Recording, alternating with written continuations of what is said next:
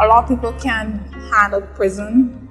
Some people got mental issues, so you just gotta keep going. Some people is let to do things to pass the sentence, Everybody can't sit down and just be calm.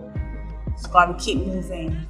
Right now, I believe that it's time for Barbados, it's time for the world to see what these brothers in this place can do. Because if you listen to some of the songs that these guys record, these are things that come from the heart. And I know that when they see the talent and they see the sorrow, what you should say, determination and perseverance of the brothers in these circumstances, they can see that that they got some people in here that are willing to change, even though it might be hard, that they're willing to buckle down and change for the better. And this music is one of the ways for sure. I hope that it can inspire other people on the outside. Look at society today. Look at the role models the youth have. They have dancehall artists, you have hip hop artists. You know, to name a few, like the Skilly Bangs and the Little Babies and these fellas here. These youths that coming up in these sort of impoverished areas that I came up hard to as well. We came up as listening to these brothers now as like role models. Like you really look up to these men, we want to aspire to be like them, be great and have money and make we family live and think. So like what I see as a vision for the prison now, the same influence where I had on the youths outside and worldwide, I could use my influence to do something positive. Barbados, the well-loved gem of the Caribbean and island of the sun, is filled with a lot of young, bright minds. And these don't only exist within the island's universities and colleges. Many are actually locked away for heinous crimes within the Barbados prison system. At the Dodds prison in Dodds St. Philip, some wise old minds are mixed with young, eager brains in a prison population of just over 700. Time continues to tick on for many, days rolling into long nights with big dreams now deferred to the mercy of the legal system. In this second installment of A Beacon of Excellence, we bring to you the story of the inmates. This is Hope for a Better Tomorrow.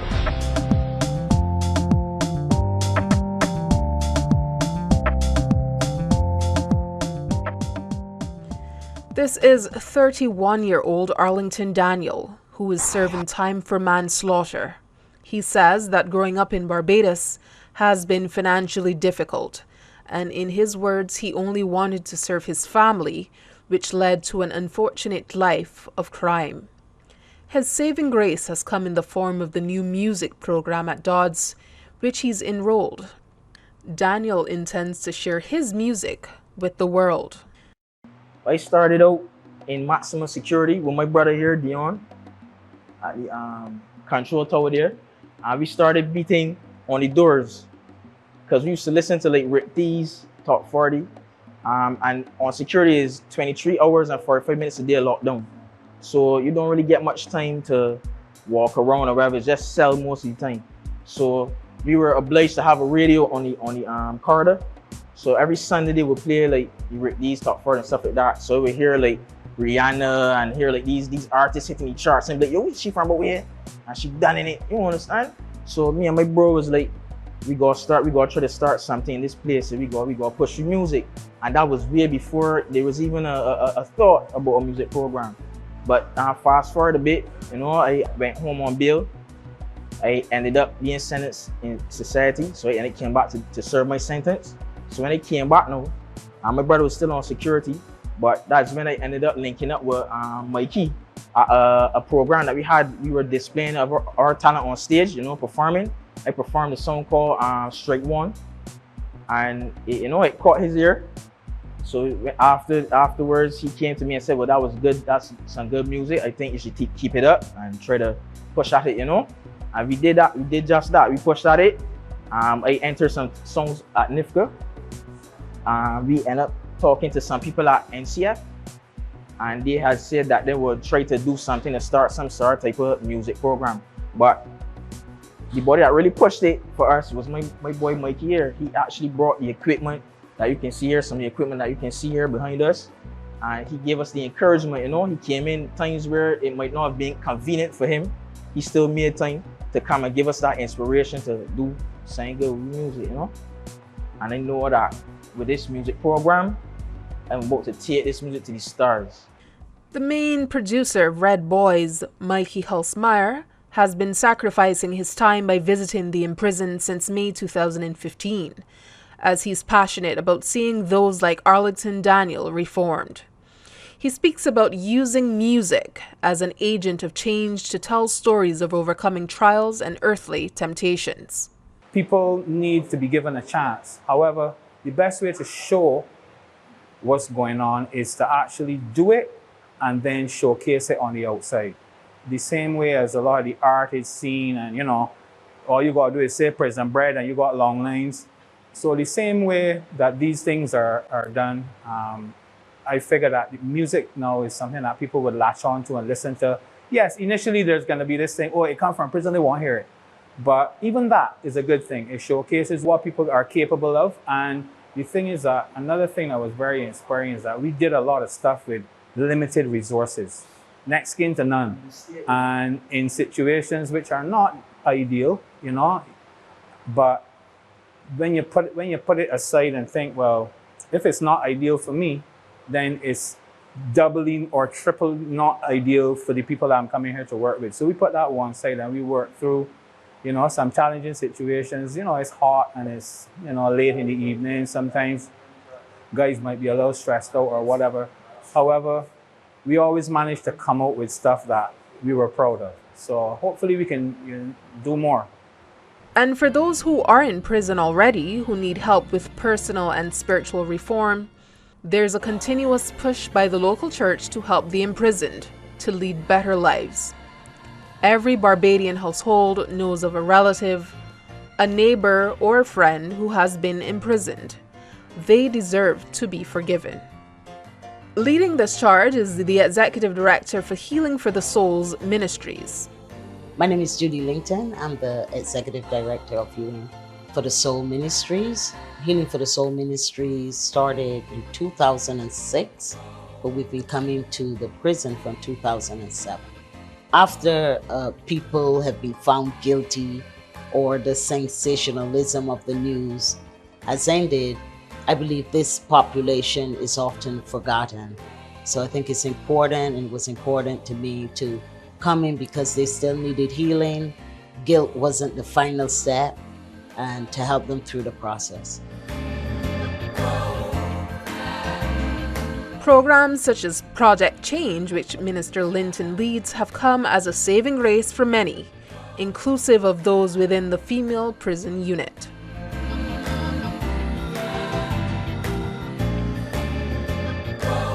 My name is Faith Paul, and I'm here in charge on the offense of murder.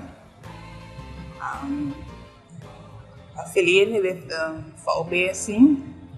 On that night, I was called to do a job, and it didn't end up right, so it led to violence, and that's why I'm here today.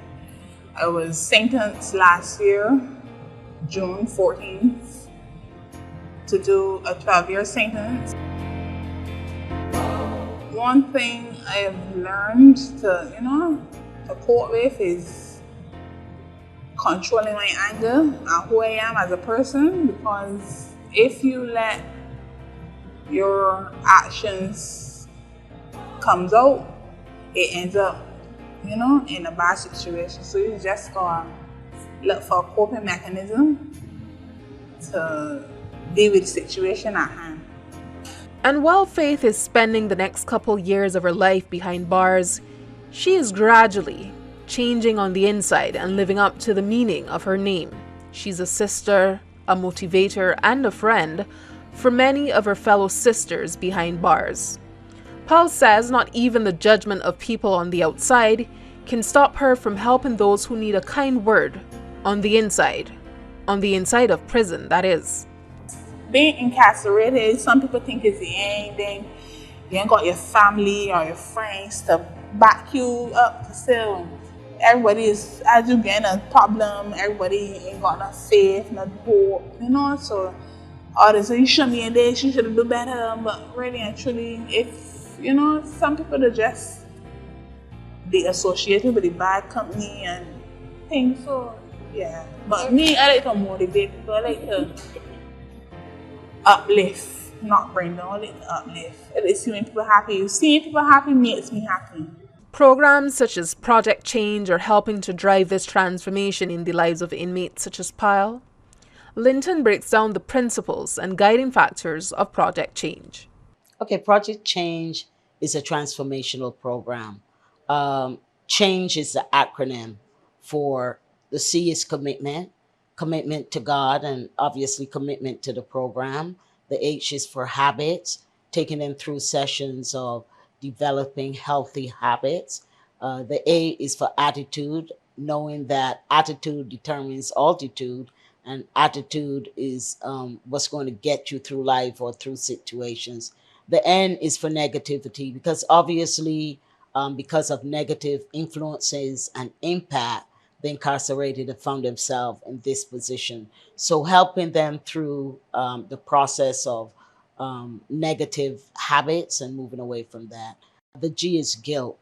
Obviously, they have been found guilty, and we don't want them to stay in a state of guilt, but moving them through guilt, and because we are faith-based, through a place of grace to a place of greatness, living up to their full potential, not just here, but after they've been released. And then the E is evaluation, constantly evaluating themselves, taking things out that they know are not helping them.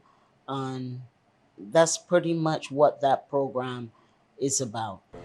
And while there's a big push in Train to help the men and women who are in Dodd's prison and who have passed through the institution, Executive Director of Prison Fellowship Barbados Neil Dowden vows that his organization will continue to play a leading role in helping not only the inmates, but also their children. In Barbados, we tend to stigmatize people very quickly.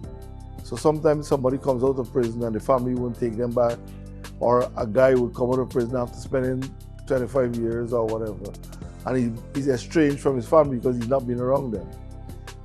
The way we try to help with that is that with our back to school program, and then we've got an Angel Tree program at Christmas, where we provide gifts for the children in the name of the parent that is in prison, and we also provide a food voucher for them for about $100 again to buy food from one of the supermarkets. So the child realized that the father is still sending something for them. Before COVID came along, we used to have our Christmas party in the prison, and we were taking like bouncy castles, all the things. And the fathers would then get a chance to interact with the children, at least for an afternoon, and give them the gifts themselves. So we try hard from that point perspective to ensure that we keep the connection with, because the connection with the family is a reason for not going back into prison. We also have equipment that we use to help prisoners to, let's say they do want to do landscaping work, we've got lawnmowers, whackers, etc., that they can come, or power wash and things like that. So they could come and say, well, we want to borrow this because I've got a job to do. You will lend them, they get paid, and they bring back the machine to us. Because they might get a job to cut along, but they don't have a whacker. So in order for them to be working, because most times that's the most jobs they will get. People are not too quick to hire them, to put them in the storefronts or, in security areas, etc. Because even though they would have paid their debt to society, and I think once you serve your sentence, your debt is paid, and you should be able to at least move on with your life.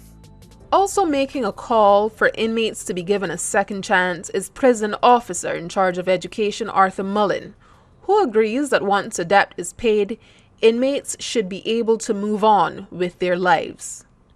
One thing I know for sure, I have seen with these fellas, you have some fellas that come in here with no CXCs. Some leave with 5 and 6 CXCs.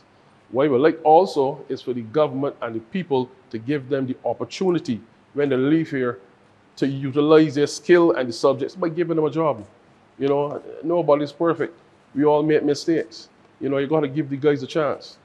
The guys came here, they commit a crime, they came here, they spend their time, now give them a chance when they go back into society. The arts, on the other hand, come as a major coping mechanism for many prisoners, particularly music, and while the church and the government are making their moves to help the incarcerated, Halsmer believes that working with prisoners is actually a part of his greater purpose. I became very passionate about it very quickly. Like I said, it puts a perspective on life, really. You come here, and we take a lot of things for granted. Like, I can go home now. A lot of these guys can't go home right now, and simple things like that. And the interest that they show and that they put into it, the fact that we can have a great time. We've had some evenings out here, where we might not even record anything that evening. We might just be talking about songs or talking about what guys writing and guys singing like verses and doing different stuff. That how can you not want to come back? That was always my thing. Some of the people that were responsible for putting this together, who were in the prison, I always used to call them and tell them about the ideas that kept coming to me, which I still have, and I'm hoping now that we've gotten past the COVID pandemic, and the mere fact that these guys have kept this thing going through all the challenges. And the thing is that I know, because the guys will call me. The guys will call me and say, we want you to come back. We want you to come back. This is what we're doing. We're doing this. We're writing enough tunes up to this week. That's why I'm here today. We're writing enough songs. We're doing all these different things. And to me, that is something that definitely needs to be harnessed. So all that is an inspiration to keep it going. And I think that there's only really the tip of what can be achieved within a music, songwriting, recording situation. There's so many different angles that can be incorporated into it that, in the grand scheme of things, don't cost a lot to put together. It's just to have a team of people that are willing to dedicate to it and make sure it flows constantly.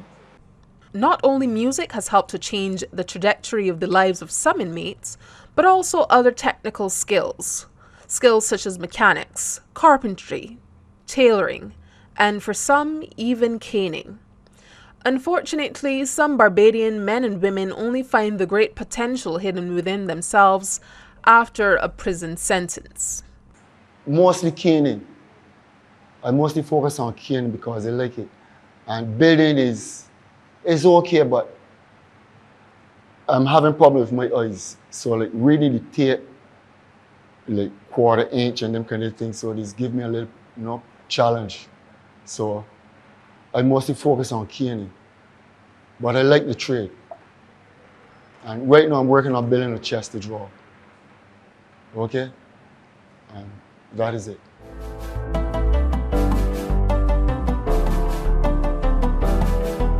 My name is David Oliver, and I'm being sentenced to life in prison. I've been here 38.5 years now. And first, I would like to apologize to the deceased family that I'm being charged for, and also the public of Barbados. I would also like to apologize to my family for all the pain that I have caused them, and all the others that I have caused pain. But one question I keep asking myself, why it is that I am still in prison. And the guy that I was charged with was released from prison. And I'm still here now 38 years, 8 months and 4 days.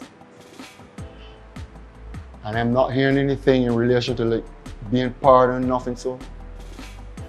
So, it kind of like play on my mind at times, but I try not to let it get the better part of me. While Oliver continues to live with regret, having spent most of his living days in conditions not ideal for any human being, he says that he hopes other young black men are dissuaded from that life of crime. There's so many things I would like to change, but one of the things that I would like to change is the way things are happening right now in Barbados. I mean, like with the youths and that kind of thing. So, where all this violence, killing, it is causing a lot of pain, a lot of mothers' pain. It's hurting a lot of people. And that's one of the things that I would like to see stop. But it is going to be very hard. Across the length and breadth of Dodds prison, inmates have varying stories about what led them to a life of crime. Partying, you know, like going partying with friends and wanting the latest clothes and that sort of thing. So, you know what I mean? And not having anyone to really give me these things like a father figure, because I never knew a father. My father died when I was a little baby. And my mother, she wasn't much of a mother, to put it. And I was actually on my own from a very young age, like around 10, 11. So one thing lead to the next, and I find myself here. The notorious locksmith, Nicholas Scanterbury, was convicted for murder in 1994, as mentioned in A Beacon of Excellence. His claim and justification for a life of crime is having to support his children. Children that he's never had the opportunity to see grow and develop. He admits that his actions were unjustifiably wrong. At the time, you'd feel justified by your actions, but it was wrong, right? And like I tell you, I should never be in the first place. And it caused me all these years in jail, about 30 years now in jail. He says that the last 30 years he spent in prison have reformed him as a person. He's a better man, a better Christian, and a better citizen. Yeah, you can say I'm very religious nowhere. But that, I wouldn't say religion started with me in jail. You understand me? It started me, it made me, when I come to jail, I have more time to sit down and read and study things for myself. And it opened my mind to look at life in general, you know what I mean? And to respect the authorities, you know what I mean? That thing, cause you know, at that time I had that perspective in my mind, right? So there's things like that that made me realize and start to look at, you know, the authorities ain't really my enemy, you know. Meanwhile, Robert Clark, who's spending life at Dodds never to experience the simple pleasures of life again, has also grown closer to God and believes he's a changed man. He is well respected despite his shortcomings in the life he lived before. Well, I'm a more disciplined person right now, because I learned by through the Bible, reading God's words and trying to understand it. And I learned a lot in jail. Faith, on the other hand, is advising young women and young men to be wary of the friends they keep. After all, an old proverb says, "Whoever walks with the wise becomes wise, but the companion of fools will suffer harm." Friends can make or break a person, as Pearl has learned. She says after she was convicted, all the friends she had in her life of badness mysteriously disappeared. If I'd listened to the advice, and I wouldn't be here right now, to be quite honest, but you know what I mean, I want to live your own life and do your own thing, is, you know, tend to drift off the path you was going before. And then when you in the hot water and you see all the bad company you was affiliated with that ain't around, and you go, you know, go back to that body that was telling you you should have done this, it really hurts to know that, yeah, when you sit on one thing, it is really thing. So I still growing. And Daniel agrees with her. After all, he's an advocate of positivity in music because a person's circle of influence also extends to the type of music they listen to, the type of movies they watch, and what type of accounts they follow, even on social media. Instead of singing about gun and chop and switch and thing, I could sing about positivity, inspiring the youths to go and further the education or chase after a dream or a goal that they had that they might have thought would be impossible. That we could show them that even though I made a mistake in here, I did a lot of foolishness in here, but I can't hear. You don't need to make the same mistake like me to can't hear to then find out like, yo, I got talent and I got a gift. That don't make the mistake. Learn from my mistake and make something happen out there on the outside where everything is there for you. You know, don't wait till you can't hear. Just like Arlington Daniel, David Oliver has family members who have been waiting years to see him home. After spending more than 3 decades of his life in jail, David Oliver hopes that he sees his mother at least one more time before he leaves this earth. I am hoping that the day would come when I could leave here before my mother died, because I would like to see her before she died.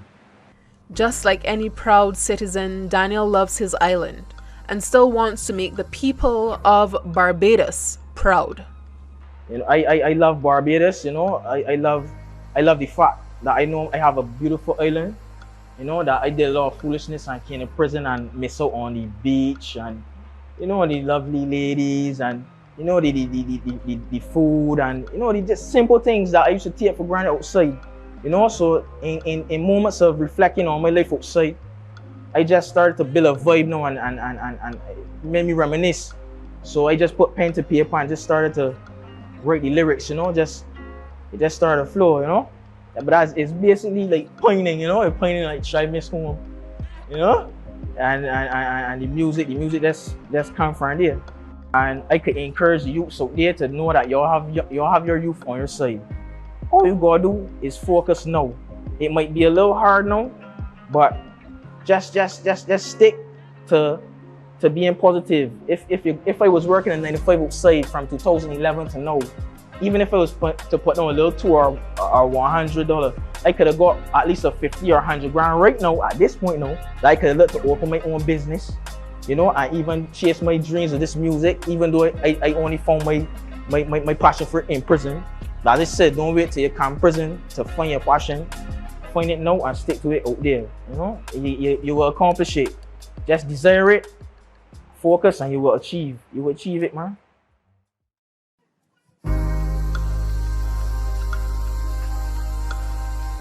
Yeah, Barbados, Los Barbados. I don't know about where you come from, but I do know where I come from. Yeah. I'm from Barbados, most beautiful island in the world. Yeah, got African blood flowing through my veins, little Irish and Indian there too. It's true, when you touch down, let me tell you what I do. Take a deep breath, inhale the breeze. The smell alone make you feel at ease. No need to explain, just speak for itself. Hear a love song flow through the mild trees. Exotic dishes, food for the soul. Sweet soul can make your body move, cruise control. Have you ever seen a Belgian girl booty roll? She got a body full of flavor, Tootsie Roll. From riverbed to Accra, Browns Beach, Bassra, Bathsheba, clear water, white sandy beaches. Never saw you, gotta see this. Tried in the Poseidon, on a sun-kissed blue horizon. I'm loving my island, my island loves me. Let me tell you where I'm from. Los Barbados, my Barbados, land of the bearded fig trees. Yeah. Until next time, from my producer Kevin Bowen and I'm Miss Ron Robinson. This was Hope for a Better Tomorrow, an inside scoop of the stories of inmates at Dodds Prison in 21st century Barbados.